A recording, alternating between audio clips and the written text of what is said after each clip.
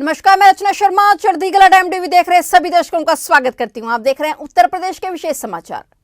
आचार संहिता के उल्लंघन में पूर्व सपा विधायक आरएस कुशवाहा पर मुकदमा दर्ज किया गया है। चुनाव आयोग ने प्रेस कॉन्फ्रेंस कर पांचों राज्यों में होने वाले चुनाव को देखते हुए आचार संहिता लागू करने का आदेश जारी किया था, जिसके बाद यूपी में भी इसका बड़ा असर देखने को मिला और शाम ढलते ढलते सभी दलों के पोस्टर बैनर उतरने चालू हो गए थे। वहीं चुनाव आयोग ने 15 जनवरी तक रैली और जनसभा सहित नुक्कड़ सभाओं पर भी पाबंदी लगाई थी, लेकिन लखीमपुर खीरी जिले में समाजवादी पार्टी ने महात्मा बुद्ध लोक कल्याण महाविद्यालय में एक जनसभा का आयोजन किया गया। इस जनसभा में समाजवादी पार्टी के कई बड़े नेताओं सहित पूर्व विधायक और भारी तादाद में सपा कार्यकर्ता भी पहुंचे थे। इसकी जानकारी लगते ही जिला प्रशासन ने जनसभा स्थल पर पहुंचकर जनसभा स्थगित कराई, तो वहीं जनसभा आयोजित करने वाले लोगों सहित पूर्व सपा विधायक आरएस कुशवाहा पर आचार संहिता के उल्लंघन में मामला दर्ज किया है। आज एक राजनीतिक दल के द्वारा कुछ लोगों को एकत्रित करके जनसभा करने का प्रयास किया जा रहा था, जिसपे तत्काल कार्रवाई करते हुए पुलिस के द्वारा वहां एकत्रित लोगों को घर भेज दिया गया एवं कार्यक्रम के आयोजकों के विरुद्ध सुसंगत धाराओं में अभियोग पंजीकृत कर आवश्यक कार्रवाई की जा रही। गंगा गौमुख से बंगाल की खाड़ी तक की पैदल यात्रा पर निकले अल्ट्रा मैराथन के अंतर्राष्ट्रीय खिलाड़ी अतुल कुमार चौकसे का मिर्जापुर नगर का पक्के घाट पर पहुंचने पर जागरूक जनों ने स्वागत किया। अल्ट्रा मैराथन खिलाड़ी चौक से करीब 4000 किलोमीटर की पैदल यात्रा पर गौमुख से बंगाल की खाड़ी के लिए निकले हैं। यात्रा का मकसद गंगा नदी को प्रदूषण मुक्त और जीवन को टेंशन फ्री होकर जीने का संदेश लोगों को देना है। देश के लिए गंगा नदी और समाज में आपका जीवन महत्वपूर्ण है।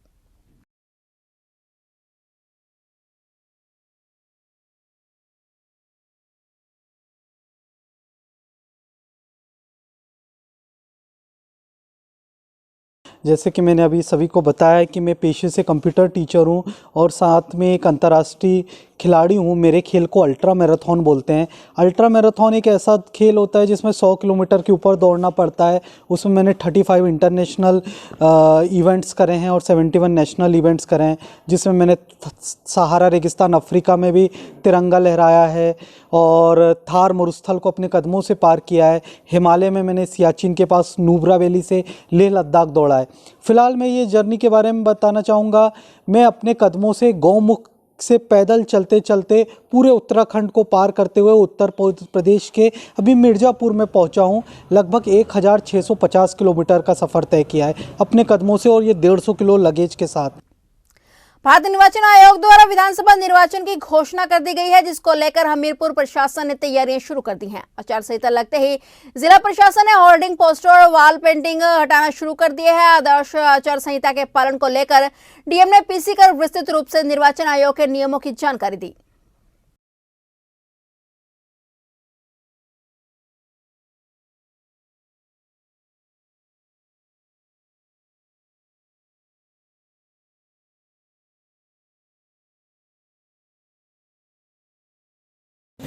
भारत निर्वाचन आयोग के आदेशानुसार कल दिनांक 8 जनवरी 2022 से जनपद हमीरपुर के संपूर्ण क्षेत्र में आदर्श आचार संहिता लागू कर दी गई है। आदर्श आचार संहिता लागू होने के साथ ही जनपद के पूरे क्षेत्र में आदर्श आचार संहिता का अनुपालन कराने के लिए पूर्व से बनी हुई टीमों ने अपना कार्य प्रारंभ कर दिया। 24 घंटे, 48 घंटे और 72 घंटे का जो एसओपी है उसके हिसाब से हम लोगों ने ये सुनिश्चित किया है कि सभी टीमें अपना कार्य करें और आदर्श आचार संहिता का अनुपालन कराएं। मेरे द्वारा पुलिस अधीक्षक हमीरपुर के द्वारा अन्य वरिष्ठ अधिकारियों के द्वारा आदर्श आचार संहिता के अनुपालन करने की कार्रवाई का निरीक्षण भी किया गया और निरंतर किया जाएगा। और जब तक चुनाव की स्थिति रहती है, आदर्श आचार संहिता लागू रहेगी। हम लोग ये प्रयास करें कि 100% आदर्श आचार संहिता का अनुपालन सुनिश्चित कराएं। खबर चंदौली की है, जहां अनियंत्रित ट्रैक्टर ने बाइक सवार को पीछे से टक्कर मार दी। टक्कर लगने से बाइक सवार महिला व बच्चे समेत 2 लोगों की मौके पर ही मौत हो गई। वहीं टक्कर मारने के बाद ट्रैक्टर नाले में पलट गई और ट्रैक्टर चालक मौके से फरार हो गया। घटना के बाद काफी देर चंदौली पुलिस और मिर्जापुर पुलिस सीमा विवाद में काफी देर तक उलझी रही। काफी मुशक्कत के बाद जनपद चंदौली थाना बबुरी पुलिस ने शव को नहर से निकलवाकर अग्रिम कार्रवाई शुरू की। घटना बबुरी थाना क्षेत्र अंतर्गत नेशनल पब्लिक स्कूल के समीप की है। खबर चंदौली से है, जहां एक अनियंत्रित ट्रैक्टर सड़क किनारे खेत में पलट गया। ट्रैक्टर के नीचे दबने से चालक की मौके पर ही दर्दनाक मौत हो गई। जानकारी के मुताबिक ट्रैक्टर के नीचे ज्यादा देर तक दबे रहने के कारण चालक की मौत हुई है। सूचना पाकर पहुंची पुलिस ने शव को कब्जे में लेकर पोस्टमार्टम के लिए भेज दिया है। घटना सकलडहिया थाना क्षेत्र भोजापुर गांव के पास की है। वाराणसी में अपने एक दिवसीय काशी दौरे पर उमा भारती ने विपक्ष पर जमकर निशाना साधा। उन्होंने कहा कि एक बार फिर जनता भय मुक्त माहौल चाहती है, लेकिन कुछ लोग सपने देखकर ही खुश हो रहे हैं। साथ ही उन्होंने पंजाब में पीएम मोदी की सुरक्षा से जुड़ी घटना को बताया कि यह सुरक्षा में बड़ी चूक है और यह घटना हैरान करने वाली है। वहीं यूपी में ओवैसी की सक्रियता के सवाल पर बोलते हुए उन्होंने कहा कि बीजेपी पूरी तरह से सक्षम है।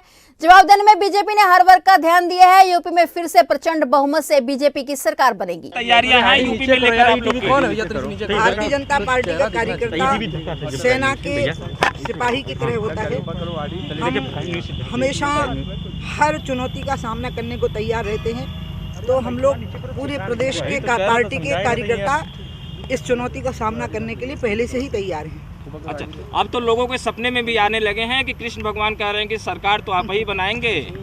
जी, बात तो यह है कि लोगों के सपनों में क्या आया है। लोगों के सपने में पूरा 5 साल का अखिलेश की सरकार का कार्यकाल भय पैदा कर रहा है। लोगों को उसके सपने आ रहे हैं और लोग एकदम डर रहे हैं कि हे भगवान, ये भयावना सपना फिर हकीकत में ना बदल जाए। इसलिए अब लोग सुखद सपने देख रहे हैं कि फिर से योगी जी की सरकार बनेगी। वर्चुअल रैली पर भी बड़ा उन्होंने एक प्रश्न चिन्ह उठाया है कि कहीं ना कहीं हमें अवसर अब नहीं मिल पाएगा चुनाव प्रचार प्रसार का, हम चिट्ठी लिखेंगे चुनाव आयोग को। अब ये मैटर उनके और चुनाव आयोग के बीच का है, इसलिए मैं चुनाव आयोग की प्रवक्ता नहीं बन पाऊंगी, मैं नहीं बोल पाऊंगी। कुछ एक वर्ग जरूर है मैम ब्राह्मणों का जो कह रहा है कि नहीं, वर्तमान उत्तर प्रदेश सरकार से नाराजगी की बातें आ रही हैं, क्या लगता है आपको? प्रदेश में जातिवाद इतनी बुरी तरह से भुगता है लोगों ने अखिलेश के और मायावती जी के समय पर। अखिलेश ने जातिवाद किया और जाति में परिवारवाद किया, जातिवाद भी किया, सांप्रदायिकता भी की और जाति में परिवारवाद किया। इसलिए उनकी अपनी की जाति के लोगों की नाराज हो गए। हमारी तरफ से सब हमारे हैं, सवै भूमि गोपाल की है और हरि व्यापक सर्वत्र समाना, सबके अंदर ईश्वर है।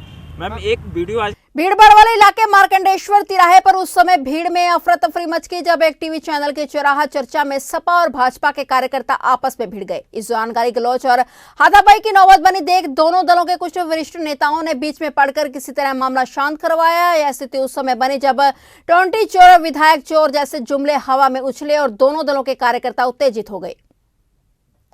विधानसभा सामान्य निर्वाचन 2022 के दृष्टिगत कलेक्ट्रेट सभागार में आयोजित प्रेस वार्ता के दौरान जिलाधिकारी डॉक्टर दिनेश चौंदर ने बताया कि भारत निर्वाचन आयोग द्वारा विधानसभा सामान्य निर्वाचन की घोषणा के साथ जनपद में तत्काल प्रभाव से आदर्श आचार संहिता प्रभावित हो गई है। संपूर्ण जनपद में शासकीय व सार्वजनिक संपत्तियों से दीवार लेखन, पोस्टर, होर्डिंग्स इत्यादि को हटवाने की कार्रवाई युद्ध स्तर पर जारी है। इसके साथ ही मादक पदार्थों के अवैध निर्माण, संचरण और बिक्री और भंडारण पर प्रभावी अंकुश के लिए बड़े परिवर्तन की कार्रवाई की जा रही है। आयोग द्वारा 15 जनवरी 2022 तक रैली, जनसभा, नुक्कड़ सभाओं, विजय जुलूस, पद यात्रा, बाइक व साइकिल रैलियों पर प्रतिबंध लगाया गया है।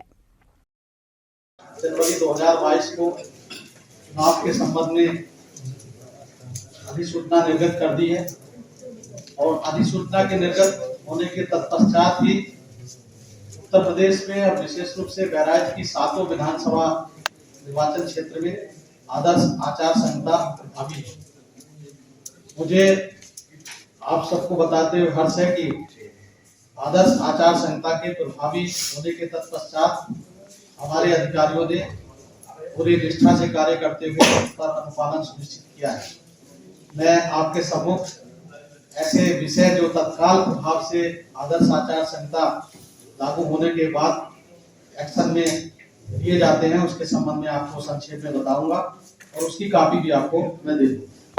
हमीरपुर जिले में बीते 4 दिनों से हो रही लगातार बारिश ने जहां ठंड बढ़ाई तो वहीं किसानों के लिए अब मुसीबत बढ़ा रही है। बीती रात बारिश के साथ हुई भारी ओलावृष्टि से किसानों की खड़ी फसलों को बड़ा नुकसान पहुंचा है। सैकड़ों बीघा किसान की खड़ी फसल ओलावृष्टि से बर्बाद हो गई है। राष्ट्रीय मौसम विभाग ने पहले ही हमीरपुर जिले में भारी वर्षा का अलर्ट जारी किया था। हालांकि जिला प्रशासन, लेखपाल और अमीनों की टीम लगाकर ओलावृष्टि क्षेत्र वाले गाँव का निरीक्षण कराया जा रहा है। नुकसान के आधार पर किसानों को मुआवजा दिया जाएगा।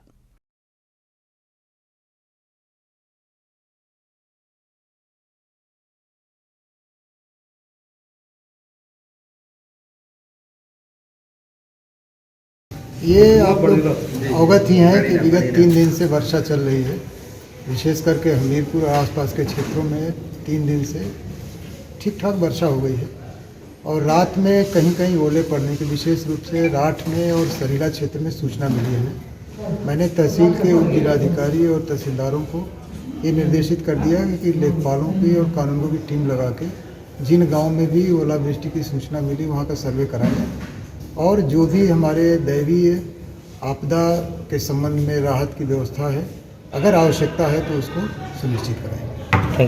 यूपी में आचार संहिता लगते ही हमीरपुर पुलिस एक्टिव मोड में आ गई है। पुलिस ने जंगलों में छापा मारकर काफी समय से चल रही अवैध असला फैक्ट्री का खुलासा किया है। छापेमारी के दौरान पुलिस को अवैध असला फैक्ट्री से 10 अवैध असला और कारतूस बरामद हुए हैं। पुलिस ने मौके से अवैध असला बना रहे एक अभियुक्त को भी गिरफ्तार किया है। असला फैक्ट्री का खुलासा करने वाली पुलिस टीम को एएसपी ने सम्मानित किया है।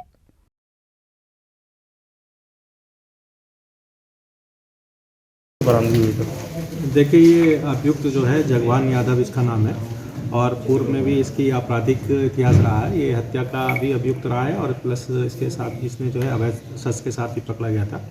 सूचना मिल रही थी कि ये सुमेरपुर से लेकर के और जो हमारा सिसोलर मार्ग गया है उसके उसी रास्ते से एक अथरैया गाँव की तरफ रास्ता गया है, वहाँ पर अवैध रूप से ये शस्त्र फैक्ट्री चला रहा था। सूचना पर जो है इसको सुमेरपुर पुलिस ने दबिश देकर के इसको गिरफ्तार किया है। इससे 5 जो है तमंचा 315 बोर के, 4 तमंचे जो है 12 बोर के और 1 तमंचा जो है 32 बोर का बरामद किया गया है। साथ ही अदबने बहुत सारे तमंचे और उपकरण जो है बरामद किए गए हैं। इसकी गिरफ्तारी कर ली गई है और आवश्यक कार्रवाई करते हुए अभियोग पंजीकृत करते हुए इसको जेल भेजा जा रहा है।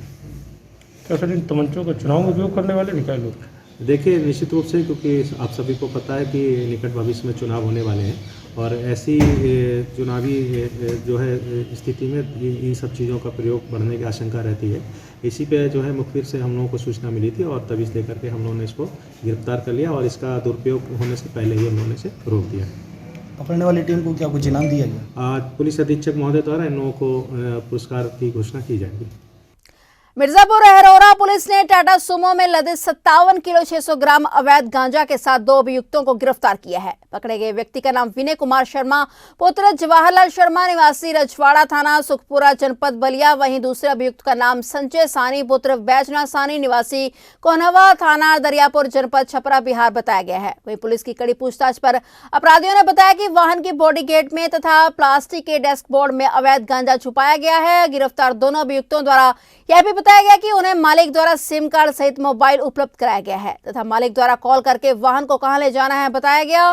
पुलिस टीम द्वारा टाटा सुमो के बॉडी गेट में बनाए गए बॉक्स में लगा हुआ कुल 57 किलो 600 ग्राम अवैध गांजा बरामद किया गया। अपराधी व बरामदगी के संबंध में एनडीपीएस एक्ट पंजीकृत कर नियमानुसार कार्रवाई की गई। गिरफ्तारी करने वाली पुलिस टीम को उप निरीक्षक पुलिस अधीक्षक मिर्जापुर द्वारा 10,000 के पुरस्कार से पुरस्कृत किया गया।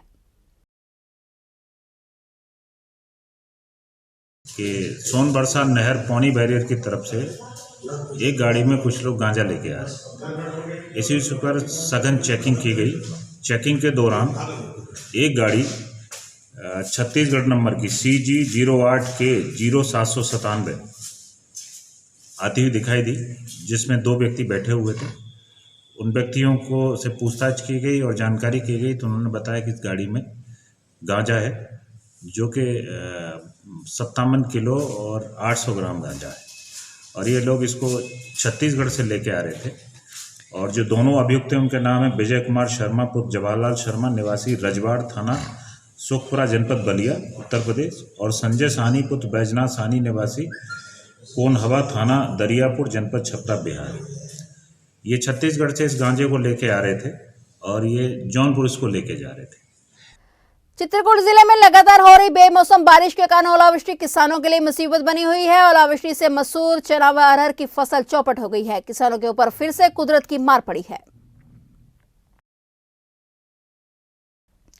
वाराणसी में 1 दिवसीय दौरे पर आए उत्तर प्रदेश सरकार के मुख्य सचिव दुर्गा शंकर मिश्र व पुलिस महानिदेशक मुकुल गोयल ने काशी विश्वनाथ कॉरिडोर में समीक्षा बैठक की। चुनाव की तैयारी व सुरक्षा व्यवस्था पर मुख्य सचिव ने कहा कि प्रशासन चुनाव के लिए तैयार है। कानपुर के पुलिस कमिश्नर असीम वरुण के VRS लेने पर भी मुख्य सचिव ने जवाब में कहा कि यह निजी फैसला कोई भी VRS ले सकता है।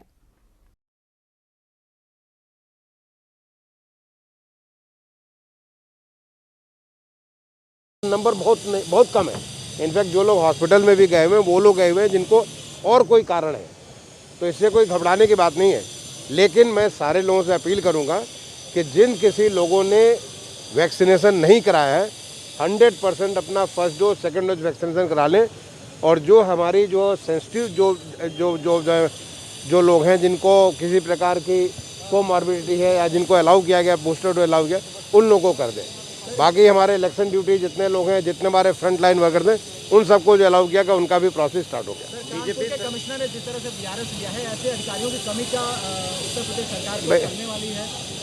भाई देखो, इसके बारे में मैं क्या जवाब दूं। अब वो तो हर आदमी स्वच्छंद है, कोई भी निर्णय ले सकता है। तो अब इसके लिए तो हमें कोई बाकी हमारी पुलिस फोर्स पूरी की पूरी हम बीजेपी सर प्रदेश में स्वतंत्र एवं निष्पक्ष चुनाव कराने के लिए उत्तर प्रदेश पुलिस की क्या तैयारियां हैं? हम लोग स्वतंत्र निष्पक्ष चुनाव कराने के लिए कटिबद्ध है। चुनाव आयोग के जो भी निर्देश हैं आचार संहिता का पालन कराते हुए इसको कराया जाएगा। सर, इतना देर तक काशी विश्वनाथ कॉरिडोर में मीटिंग चल रही थी, किस चीज़ को लेकर खासतौर पर यहाँ जोर दिया गया? नहीं देखिए, अभी इतना भव्य मंदिर ये बना है और इसके जैसा ये जब हमारी सिक्योरिटी प्लान पहले बनी थी और यहाँ पर डिप्लॉयमेंट है वो पुराने प्लान के अंतर्गत है, इसको रिवाइज करने की ज़रूरत है।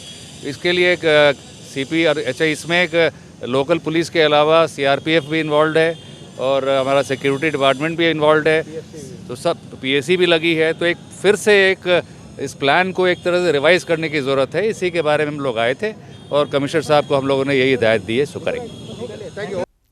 जनपद बहराइच की सदर सीट से भाजपा विधायक और उत्तर प्रदेश के पूर्व बेसिक शिक्षा मंत्री अनुपमा जायसवाल के खिलाफ भाजपा समर्थकों ने ही मोर्चा खोल दिया है। नगर के नोवागढ़ी मोहल्ले में रहने वाले लोगों ने कई सालों से मोहल्ले में जलभराव की समस्या को लेकर शासन सत्ता सहित सदर विधायक से लिखित शिकायत करते हुए उनकी समस्या हल करने का आग्रह किया था, लेकिन लोगों ने बताया कि बार बार विधायक से कहने के बावजूद भी कोई सार्थक कदम इस ओर नहीं उठाया गया। लेकिन जिसका नतीजा यह है कि आज नवागढ़ी समेत नगर के कई इलाकों में लोगों के कार्य और विकास कार्य न हो पाने के कारण उनमें आमजन नाखुश है।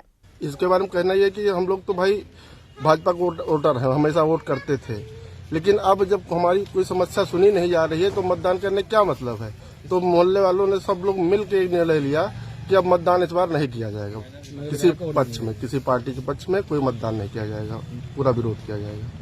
मानवता को शर्मसार करने वाली घटना सामने आई है। मानिकपुर नगर के वाल्मीकि नगर पश्चिम में नाले से नवजात बच्चे का शव पड़ा मिलने से नगर में हड़कंप मच गया है। वहीं मौके पर पहुंचे स्थानीय लोगों ने मामले की सूचना मानिकपुर थाना पुलिस को दी। वहीं मौके पर पहुंची मानिकपुर थाना पुलिस ने नवजात बच्चे का शव नाले से निकालकर अपने कब्जे में लेकर पोस्टमार्टम के लिए जिला चीगर भेज दिया है। यह पूरी घटना मानिकपुर थाना क्षेत्र के वाल्मीकि नगर पूर्वी की है।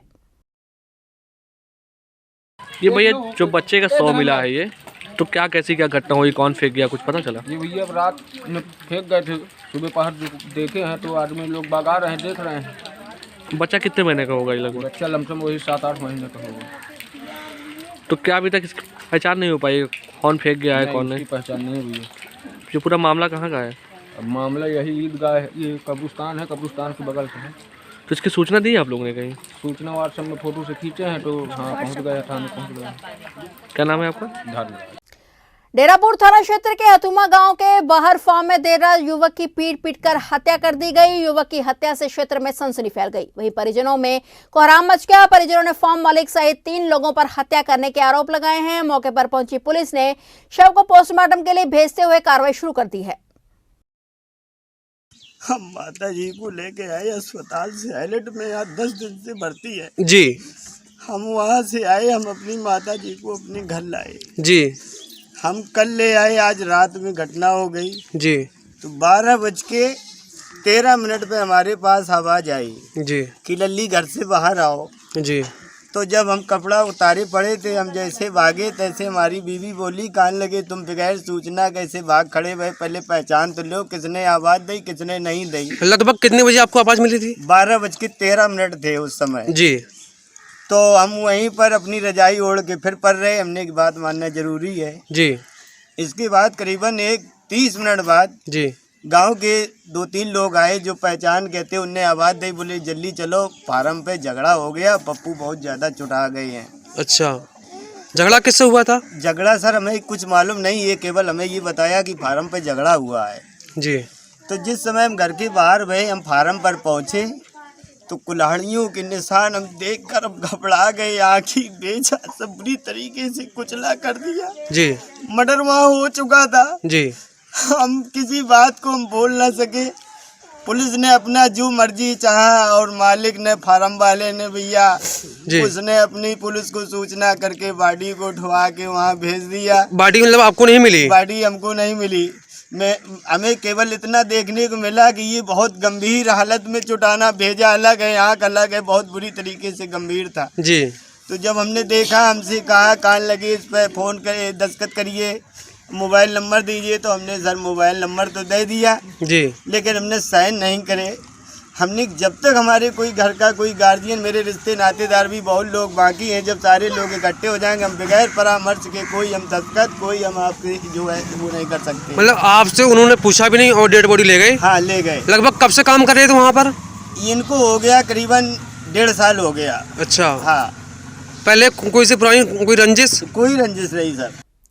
जावेद हेयर सैलून की फ्रेंचाइजी में बजरंग दल के कार्यकर्ताओं ने घुसकर तोड़फोड़ की। आरोप है कि पुलिस की मौजूदगी में बजरंग दल के कार्यकर्ता तोड़फोड़ करते रहे, लेकिन पुलिस मौन रही। दरअसल मशहूर हेयर आर्टिस्ट जावेद हबीब के महिला के सिर पर थूकने का वीडियो वायरल हुआ था। जावेद हेयर सैलून के फ्रेंचाइजी के मालिक जागृति सिंह ने रो रो कर आपबीती सुनाई और शहर कोतवाली क्षेत्र के ट्रैफिक चौराहे के पास का ये मामला है।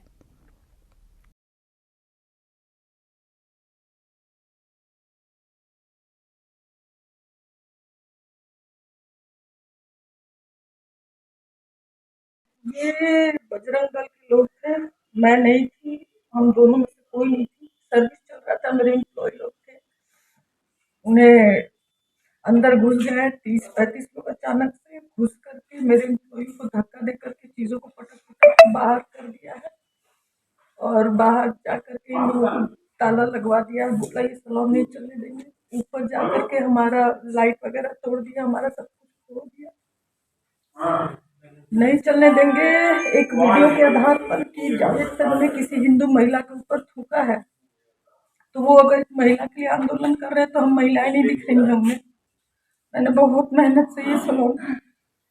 तो क्या पुलिस भी मौजूद थी उस समय? हाँ, मौजूद थी।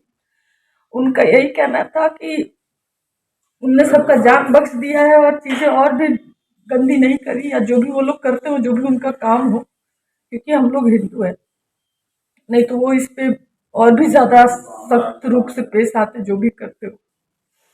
हिंदू बोलने का मौका भी नहीं देते। क्या चाहते हैं आपकी? हमें उनका कहना है कि आप सैलून बंद कर दीजिए, हमें वो पैसे दे दे। 35 लाख लगी है हम दोनों औरतों की, वो दे दे, हमें 35 लाख में बंद कर दे। क्या नाम है आपका? जागृति सिंह का नाम है मेरा। फिलहाल उत्तर प्रदेश के विशेष समाचारों में इतना ही। तब तक के लिए देखते रहिए चढ़ती कला टाइम टीवी और मुझे दीजिए इजाजत। धन्यवाद।